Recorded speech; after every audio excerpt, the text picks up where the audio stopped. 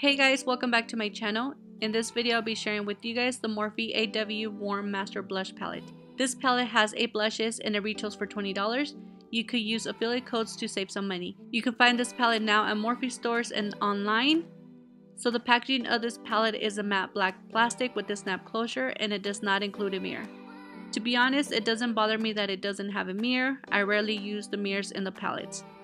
So this is the warm version of the 2 palettes that Morphe released.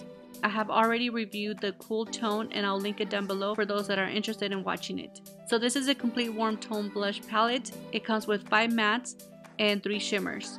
The blushes are pigmented but not too much. I like that they are buildable, but I would say to use a light hand when applying them, especially to those with lighter skin tones.